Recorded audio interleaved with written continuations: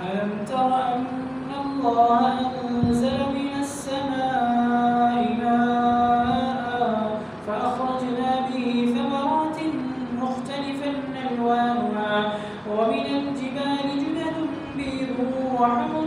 مختلف ألوانها وغرابيب سود ومن الناس والدواب والأنعام مختلفا ألوانه كذلك إنما يخشى الله من عباده العلماء إن الله عزيز غفور إن الذين يتلون كتاب الله وأقاموا الصلاة وأنفقوا مما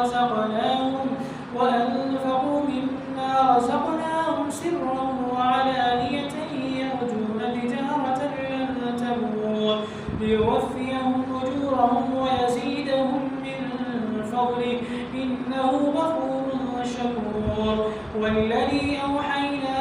إليك من الكتاب هو الحق مصدقا لما بين يديه إن الله بعباده خبير بصير ثم أورثنا الكتاب الذين اصطفينا من عبادنا فمنهم ظالم لنفسه ومنهم مقتصد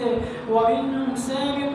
بالخيرات بإذن الله ذلك هو الفضل الكبير جنات عدن يدخلونها يحلون فيها من أساور من ذهب ولؤلؤا ولباسهم فيها حرير وقالوا الحمد لله الذي أذهب عنا الحزن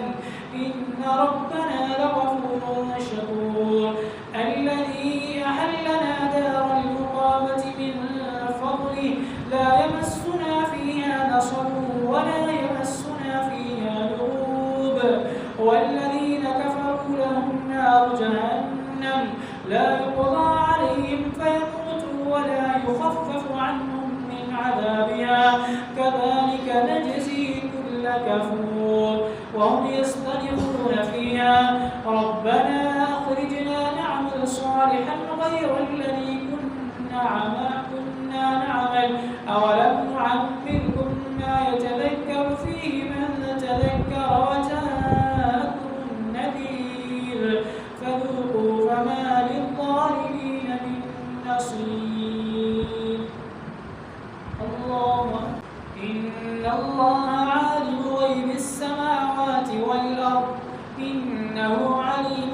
بذات الصدور هو الذي جعلكم خلائف في الأرض فمن كفر فعليه كفره ولا يزيد الكافرين كفرهم عند ربهم إلا مقتا ولا يزيد الكافرين كفرهم إلا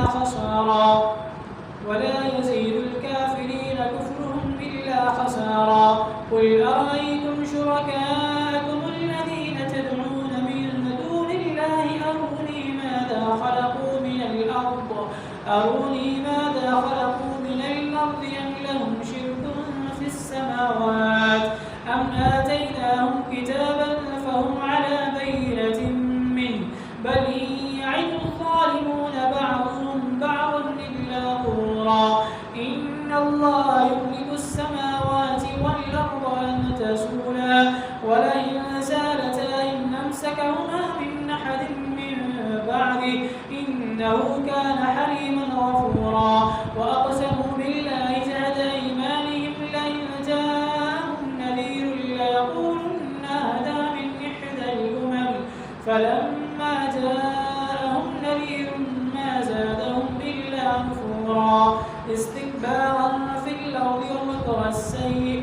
ولا يحيق المكر السيء إلا بأهله فهل ينظرون إلا سنة الأولين فلن تجد لسنة الله تبديلا ولن تجد لسنة الله تحويلا أولم يسيروا في الأرض فينظروا كيف كان عاقبة الذين من قبلهم وكانوا أشد منهم قوة وما كان الله ليهلكهم من شيء في السماوات ولا في الأرض إنه كان عليما قديرا ولو يؤاخذ الله الناس بما كسبوا ما ترك على ظهرها من دابة